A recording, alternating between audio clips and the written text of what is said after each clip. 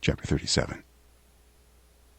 When King Hezekiah heard this, he tore his clothes and put on sackcloth and went into the temple of the Lord. He sent Eliakim the palace administrator, Shebna the secretary, and the leading priests, all wearing sackcloth, to the prophet Isaiah son of Amoz. They told him, "This is what Hezekiah says. This day is a day of distress and rebuke and disgrace, as when children come to the moment of birth, and there is no strength to deliver them. It may be that the Lord your God will hear the words of the field commander, whom his master the king of Assyria has sent to ridicule the living God, and that he will rebuke him for the words the Lord your God has heard. Therefore pray for the remnant that still survives." When King Hezekiah's officials came to Isaiah, Isaiah said to them, "Tell your master, this is what the Lord says. Do not be afraid of what you have heard, those words with which the underlings of the king of Assyria have blasphemed me. Listen, when he hears a certain report, I will make him want to return to his own country, and there I will have him cut down with a sword." When the field commander heard that the king of Assyria had left Lachish, he withdrew and found the king fighting against Libnah. Now Sennacherib received a report that Tirhakah, the king of Cush, was marching out to fight against him. When he heard it, he sent messengers to Hezekiah with this word: "Say to Hezekiah, king of Judah, do not let the God you depend on deceive you when he says Jerusalem will not be given into the hands of the king of Assyria. Surely you have heard what the kings of Assyria have done to all the countries, destroying them completely. And will you be delivered? Did the gods of the nations that were destroyed by my predecessors deliver them? The gods of Gozan, Haran, Rezeph, and the people of Eden who were in Telassar? Where is the king of Hamath, or the king of Arpad? Where are the kings of Lair, Sepharvaim, Hena, and Ivah?" Hezekiah received the letter from the messengers and read it. Then he went up to the temple of the Lord and spread it out before the Lord. And Hezekiah prayed to the Lord, "Lord Almighty, the God of Israel, enthroned between the cherubim, you alone are God over all the kingdoms of the earth. You have made heaven and earth. Give ear, Lord, and hear. Open your eyes, Lord, and see. Listen to all the words Sennacherib has sent to ridicule the living God. It is true, Lord, that the Assyrian kings have laid waste all these peoples and their lands. They have thrown their gods into the fire and destroyed them. For they were not gods, but only wood and stone, fashioned by human hands.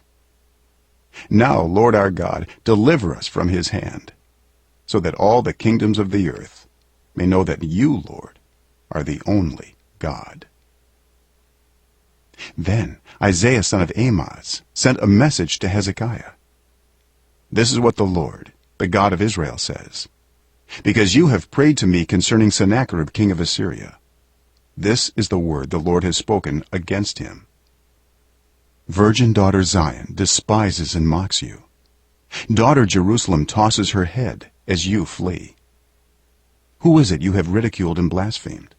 Against whom have you raised your voice and lifted your eyes in pride? Against the Holy One of Israel. By your messengers you have ridiculed the Lord, and you have said, with my many chariots I have ascended the heights of the mountains, the utmost heights of Lebanon. I have cut down its tallest cedars, the choicest of its junipers. I have reached its remotest heights, the finest of its forests. I have dug wells in foreign lands and drunk the water there. With the soles of my feet I have dried up all the streams of Egypt. Have you not heard? Long ago I ordained it. In days of old I planned it. Now I have brought it to pass, that you have turned fortified cities into piles of stone. Their people, drained of power, are dismayed and put to shame. They are like plants in the field, like tender green shoots, like grass sprouting on the roof, scorched before it grows up.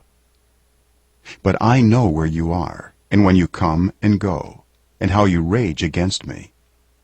Because you rage against me, and because your insolence has reached my ears, I will put my hook in your nose, and my bit in your mouth, and I will make you return by the way you came. This will be the sign for you, Hezekiah. This year you will eat what grows by itself, and the second year what springs from that. But in the third year sow and reap, plant vineyards and eat their fruit. Once more a remnant of the kingdom of Judah will take root below and bear fruit above. For out of Jerusalem will come a remnant, and out of Mount Zion a band of survivors. The zeal of the Lord Almighty will accomplish this. Therefore this is what the Lord says concerning the king of Assyria. He will not enter this city, or shoot an arrow here. He will not come before it with shield, or build a siege ramp against it.